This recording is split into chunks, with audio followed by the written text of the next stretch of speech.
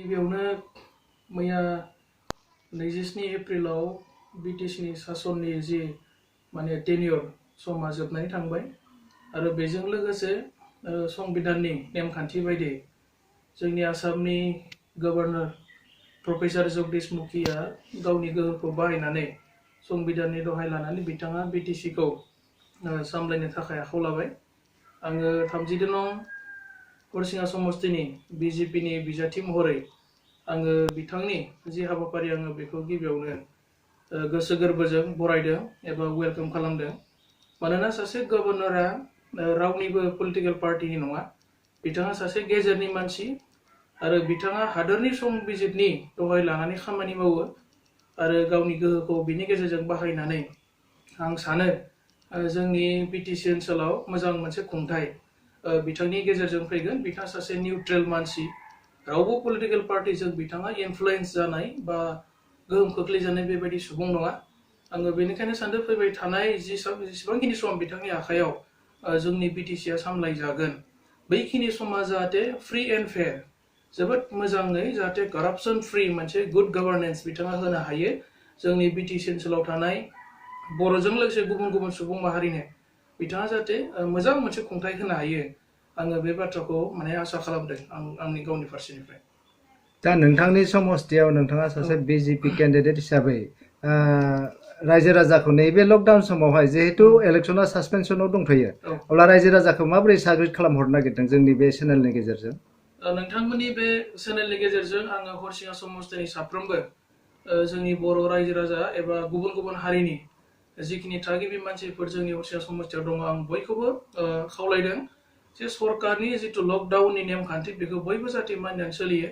गावनि न'आवनो थानानै गावनि जिउखौ बासायनायजों लोगोसे जोंनि हादोरखौ बा गावनि देशखौ जोङो बासायनांगोन आरो बयबो बेखौ साग्रिद जानानै थानाया मोजां। मास्क बाहेरायाव ओंखारोब्ला जाहाथे मास्क गाननाय बा हारसिं हारसिं थानाय बा एसे जानथायाव थानाय, टाउन सहराव ओंखारलांबा गोजान डिस्टेन्स मेनटेन खालामलायनाय, ससियेल डिस्टेन्सिं जायखौ जोंनि सरकारा बुंबाय थादों, जोंनि हादरनि प्रधानमन्त्रि बिथां खावलायनाय लोगोसे जोंनि सरकारा खावलायनाय जि बाथ्रा बेखौ जाहाथे बयबो साफ्रोमबो साग्रिद महरै मावफुङो। मानोना जों गिबियाव गावखौ बासायग्रोनांगोन। गावखौ बासायनो हायोब्लासो जोङो गावनि जाथि धोरोम हादोर गावनि देशखौ जोङो बासायनो हागोन। दा बे थिननाया माने सोरखौबा नारसिननाय जानो नाङा, बे थिननाया जादों माने गावनो गाव बुजिनानै बयबो गावखौनो माने बासायनो थाखाय सांग्रां जानो थाखाय आङो साफ्रोमबो जोंनि हारिनि साफ्रोमबो बर' फिसाफोरखौ आङो हरिसिङा समस्तिल' नङा, दुलाराय आसामनि जोंनि साफ्रोमबो जोंनि हारिनि बर' फिसाफोरखौ आङो गुरै खावलायदों। दा बे समावहाय इलेक्शननि बागै नोंथाङा मा बुंहरनो नागिरदों रायजोफोरखौ, जे माबोरै थानांगोन दायो आरो माबोरैहाय नोंथाङा बिथांमोननिफ्राय मदद मोननो नागिरदों? दाथ' इलेक्शननि सम नङा, इलेक्शना दायो माने फर द टाइम बिं सासपेनसनाव दङ। इलेक्शना माब्ला जागोन बेखौ रावबो बुंनो हाया, खिन्थु इलेक्शन जानाय समहालागै जोंहा माने लकडाउना दायो 3 मेसिम सोलिनानै दंथ'यो। थामथि खेबनि थाखाय फोसावनाय जागोन ना जाया बे खोथाखौ दाबो क्लियार नङा, हयथ' जोंनि सरकारा डिसिसन लागोन। जेब्लासिम सरकारा लकडाउननि हाबाफारिखौ फोसावनानै दोनो बै समहालागै जाहाथे साफ्रोमबो सुबुङा, आं दहायनो बुंदों, गावनि जिउखौ बासायनो थाखाय साग्रिद जानानै थायो। खनले खनले साबोनजों आखाइ सुनाय, बाहेरनिफ्राय थांना फैयोब्ला माने जोंनि मानसिफ्रा जाहाथे न'आव हाबनायनि सिगां गावनि ड्रेसखौबो बाहेरायावनो फुनानै साखोन सिखोन खालामनाय, आखाइ सुनाय आरो खुगायाव मास्क गाननाय बायदि हाबाफारिफोराव जाहाथे जोंनि मानसिफ्रा सांग्रां जायो आरो बेखौ जाहाथे फोथायनानै बयबो लालांबाय थायोब्ला गिबियावनो गावनि जिउ, गावनि न'खर, गावनि समाज, गावनि गामि जोङो बासायनो हागोन। जोङो नैबे जिथु कर'ना भाइरास कभिड-19 बियो जोबोद गिलु बालु, दस्रा बेराम बायदि नङा। दा बेनिखायनो बे बेरामाव दासिमबो भेक्सिन माने जेसेबांखिनि हादोरा सेस्था खालामदोंब्लाबो भेक्सिन दिहुननायाव साक्सेस जायाखै। जेब्लासिम भेक्सिना ओंखारा अब्लासिम जोङो माने जोबोद सांग्राङै सोलिनानै थानांगोन। आङो बयखौबो माने जोंनि रायजोफोरखौ खावलायनाय जाबाय। 32 नं हरिसिङा समस्तियाव थांनाय समाव जिहेतु बिपिएफनि सरकारा बा बिपिएफनि बिजाथि बिथांमोना गोबाव सम दैदेनबोबाय, दा नोंथांनि नोजोराव बिथांमोना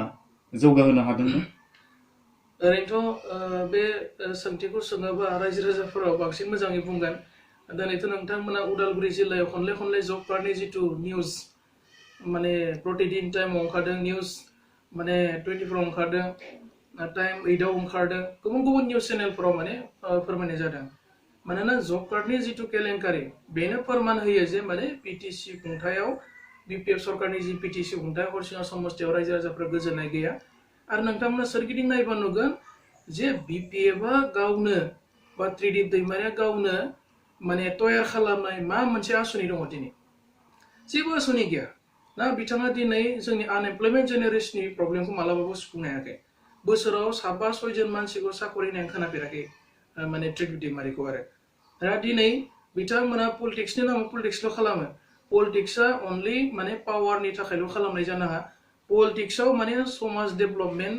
सोलोंथाइनि डेभेलपमेन्ट थानांगोन बेवहाय माने लामा दलं बायदिसिना माने डेभेलपमेन्टनि खामानि थाखानांगोन आरो इनफ्रास्ट्राक्चार डेभेलपमेन्ट बेजों लोगोसे माने यां जेनेरेशन जोंनि इयुथ सामखौ बोरैहाय माने बिसोरनो केरियारखौ दाफुंनानै होनो दा बेबायदि माखासे आसुनि बिथांमोनाव जेबो नुवाखै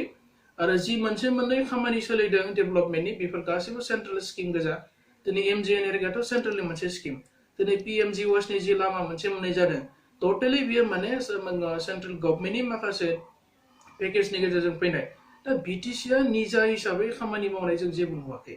जेबो गोदान स्किम बेयाव नुनो मोनाखै दासिमहालागै थेवब्लाबो बिपिएफ हानजाया बिथांमोना बुंदोंमोन जे बिथांमोननि जिथु टार्म्स बे जोबनायनि उनावबो खिन्थु बिथांमोना बुंदोंमोन जे जोंनो आरो 6 दान माने जोंनो सासनखौ होनांगौ होननानै बे बेलायाव माबाफोर पलिटिकेलि नोजोरजों नोंथाङा नायोब्ला माबाफोर आन्दोआव फैसारि दङ नामा दा दिनैथ' बिथांमोना माने बिदि बारे बारे बुंबाय थानाया पावार हांग्रिसो नांगोन मानोना दिनै बयबो मिन्थिखागौ दिनै जोंनि यां जेनेरेशनाबो माने फेसबुक ससियेल मिडियायाव बुंगासिनो दङ जे इलेक्शन नटिफिकेशन ओंखारनायनि उनाव केन्डिडेटसारा एक्सेप्ट जाखांनायनि उनावबो दिनै माने आरोबाव एक्सटेनसननि बाथ्रा बोरै फैनांगौ दा गभर्नरा जोंनि संबिधाननि माने बिथाङा हेड बिथाङा मोजाङै बुजिगौ जे आफ्टार इलेक्शन नटिफिकेशन रावनोबो एक्सटेनसन खालामनानै होनो हाया बे बाथ्राखौ बिथाङा बुंबाय थादों जुदि इलेक्शन नटिफिकेशन ओंखारामोनब्ला जुदि केन्डिडेटसारफोराबो एक्सेप्ट जायामोनब्ला हयथ' बेयाव माबा मोनसे गोदान राहा लामा हयथ' एक्सटेनसननि मोनसे प्रभिजन थागौमोन जानांगौ आरो दा बेनिखायनो बिथांमोना संबिधानाव मा लिरनाय दङ मा लिरनाय गैया बेखौ मोजाङै बुजिना लानाया मोजां ओरैनो बिथांमोना गावसोरनो पलिटिकेल पार्टिया पावाराव दं होननानै प्रेसार होनायनि गेजेरजों बेबायदि बुंबाय थानाया उचित जायाखै दिनै बर' हारिनि जेसेबांखिनि आफादफोर दङ political and non political including एबसु बयबो दिनै बुंदों जे माने मोजां खुंथायनि थाखाय गभर्नरनि रुल फैनांगौ बिटिसिआव 3 दानानो जाया मानो 1 दानानो जाया मानो 6 दानानो जाया मानो गभर्नरा सासे निउट्रेल मानसि बिपिएफनि खुंनायाव जोंहा बर' रायजो राजाजों लोगोसे गुबुन गुबुन हारिनि मानसिफ्रा दिनै बेवहाय गोजोननाय गैया जेरैबायदि डेभेलपमेन्ट जानांगौ डेभेलपमेन्ट जायाखै दा बेनिखायनो बयबो लुबैनाया जाबाय माने बावहाय गभर्नरनि मोनसे सासन फैनांगौ बिपिएफआ बेखौ सानदों नामा जे बिथांमोना जिहेतु गभर्नरनि जुदि सासन जायोब्ला बिथांमोननि जि माने केलेंकारि खालामनाय बेखौ बेनि थाखाय माने हयथ' शास्ति मोननो हागौ होननानै बिथांमोनावथ' गिनाया दंखायो मानसिया जेब्ला सिखाव खावो अब्ला गावनो हारसिंनो गिखायो दा पुलिसा फैदों होननाय खोनाब्लानो पुलिसफोराबो खारखायो सिखाव खावग्रा मानसिया दा हयथ' बेबायदि माबा मोनसे दाय मावदों खोमा आरो सासपेक्ट जायो दा नङाब्ला मानो एसेबां गभर्नरखौ गिनांगौ बुंनांगौमोन गभर्नरा सासे नन पलिटिशियान निउट्रेल मानसि बिथाङा सासन खालामनायावलाय सोरहाथ' लस जानो बा सोरहाथ' लाबथो जानो लाबबो गैया लसबो गैया बिथाङा निउट्रेल सासे मानसिया दिनै जोंनि बिटिसिखौ खुंदों बेखौ जोङो बयबो पलिटिकेल नन पलिटिकेल हान्जाया माने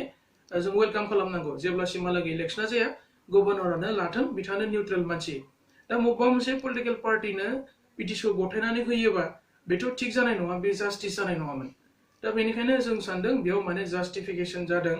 जास्टिसनि खामानि जादों संबिधानखौ मान होनानै खामानि मावनाय जादों आरो गभर्नरखौ जोङो बयबो माने बिटिसिनि सुबुं हिसाबै आरो आं हरिसिंगा समस्तिनि सासे बिजाथि हिसाबै आङो बारे बारे वेलकामसो खालामबाय थादों बिथांनि खुंथायखौ आरो बिपिएफजों बिजेपिजों एलायन्स दं होननानै हाग्रामाया दासिमबो बुंनो नागिरो नाथाय बिटिसिआवहाय जा माने एलायन्स बे एलायन्सआ गावदों बायदि नुदों बेनि बेलायाव नोंथाङा मा बुंगोन एलायन्स जानाय जायोथ' जोंनि माने पलिटिकेल पार्टिनि हाइकमान्डनि खोथा थाबाय ओरैनोथ' दासिमबो जेनेबा स्टेटआव आरो सेन्ट्रेलाव बिथांमोनजों जोङो दासिम एलायन्सनि जि माने धोरोम बेखौ फालिनानै दङ खिन्थु एलायन्सखौ भायलेसन खालामदों बिथांमोना मानो होनना बुङोबा दिनै गाहाय लेभेलाव बिजेपिनि सासेबो मेम्बार सोद्रोमाफोरनो बिथांमोना माबा मोनसे अधिकार होनोनो गोसो जाया अब्ला जोङो बेवहाय कुइसन खालामबाय जे एलायन्सआ आसलते बिटिसिआव दंना गैया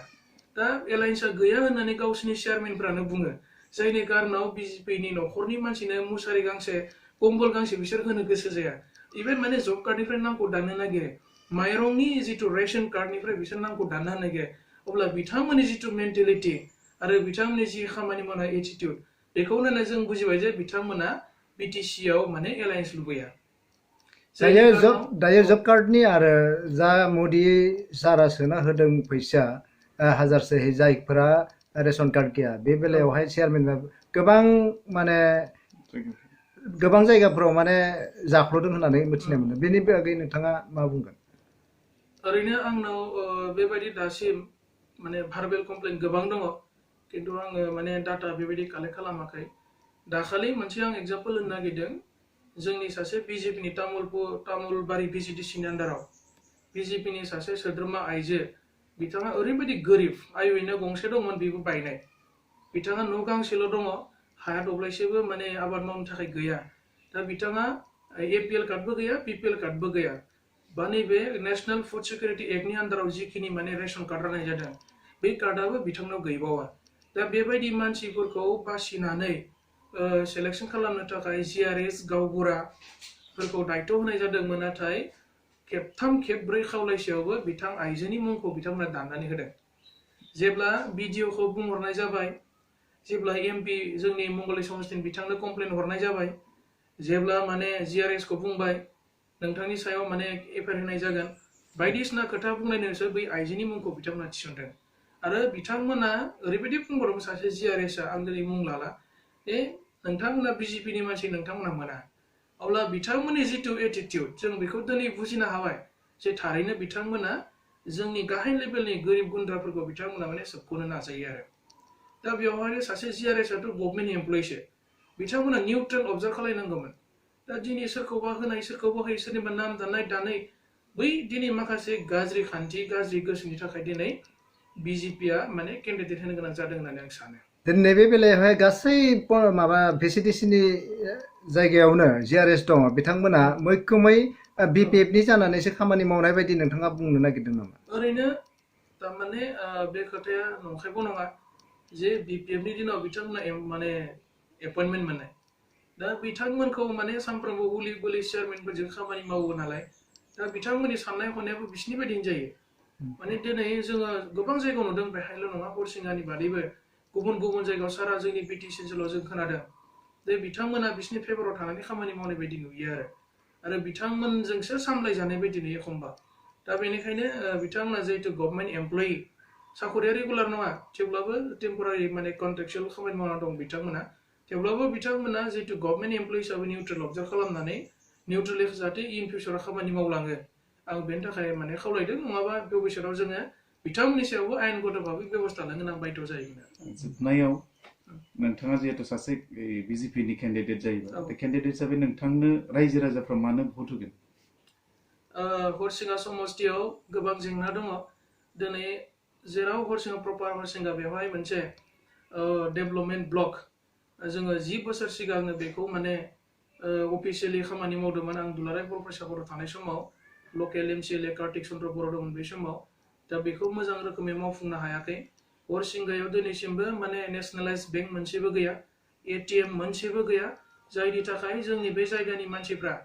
माने गोबां गोजान गोजान जायगायाव थांनो गोनां जायो बावहाय जोङो मोजां इडुकेसनेल इनस्टिट्यूशन गैया दासिमबो माने प्रभिन्सियेलाइज कलेज गंसेबो गैया हरिसिंगा समस्तिनि आन्डाराव दा बेनिखायनो आं सानो बेबायदि मावनांगौ गोबां दङ हरिसिंगायाव फायार ब्रिगेड गैया ओरैबो 15 किल'मिटार ओरैबो 15 किल'मिटार सोनाबा 15 माने सानजाबो 15 किल'मिटार जायो डिस्टेन्सआ गोबां जायो दा बेबायदि फायार स्टेशन जोंनो मोनसे नांगौ लामा दालांनि कमिउनिकेशना थिग नङा आंनि गामियावनो दिनैसिमबो दालां गैयिनि थाखाय गोबां फरायसा फरायसुलिफ्रा माने खस्थ' जानो गोनां जायो बेयाव आनएमप्लयमेन्ट जेनेरेशनखौ फोजोबनो थाखाय मोनसेबो ट्रेनिं इनस्टिट्यूट गैया दा आं सानो आं देरहानानै फैयोबा जोंनि यां जेनेरेशनखौ लामा दिन्थिनो थाखाय जोंनो मोजां मोनसे ट्रेनिं इनस्टिट्यूट स्किल डेभेलपमेन्टनि ट्रेनिं इनस्टिट्यूट दा बेबायदि जोंनो नांगोन आङो बेफोरखौ मावफुंगोन होननानै सानो सेल्फ हेल्प ग्रुपफोरखौ जोङो प्रपार डाइरेक्सनाव लांनांगोन हाजार हाजार सेल्फ हेल्प ग्रुप दानाय जाबाय नाथाय बिथांमोनखौ मोजां खामानियाव माने स्किल डेभेलपमेन्टनि खामानि बिथांमोनखौ मावहोनाय जायाखै दासिमबो सरकार थासान्दियावबो दा बिथांमोनखौ जोङो ट्रेनिं इनस्टिट्यूट खालामनायनि गेजेरजों ट्रेनिंनि गेजेरजों जोङो साफा साफा स्किल माने स्किलफुल साफा साफा मानसि जाहाथे बिथांमोना गावबा गावनि माने लाइफआव थांनानै थानो हायो बेबायदि माखासे माने बेबस्था राहाफोरखौ आं खालामनो सानदों आरो जोंनि आबादारिफोरनि बाथ्रा फैयो आबादारिफ्रा दिनैथ' सोरबा स्प्रे मेचिन मोनो सोरबा मोना सोरबा माने बेगर जोलैफोरखौ समाव मोनो समाव मोना दैनि राहाया मोजां नङा आबाद मावनो थाखाय बायदिसिना इरिगेसन सिस्टेमफ्रा जोंनाव माने थिग जायाखै दासिमबो लामा दालां कमिउनिकेशननि बाथ्रा फैबाय दा बेबायदि गोबां माने समस्या दङ बे समस्याफोरखौ आङो देरहाखांनायनि उनाव रायजो राजानि थाखाय आङो मावनानै होगोन आरो मावनो थाखायनो ओंखारबोखादों आरो गिबियावनो आङो सानदों जे आङो सासे केन्डिडेट दायो बिजेपिनि खिन्थु आंनि थांखिया जाबाय देरहानायानो जोबनाय नङा बा देरहानायानो आंनि मेन उद्देश्य नङा देरहानायनि उनाव रायजोनि खामानि मावनायसो आंनि मेन थांखि खिन्थु गुबुन गुबुन केन्डिडेटफोरखौ नुदों जास्ट बिथांमोना एमसिएलए जानो इएफ जानो थाखाय इलेक्सन गेलेयो खिन्थु आंनि थांखिया जाबाय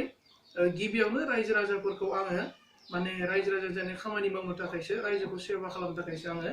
माने दिनै इलेक्सन गेलेदों बे खोथाखौ दिनै गावसियाव फोरमायबाय जासिगोन ना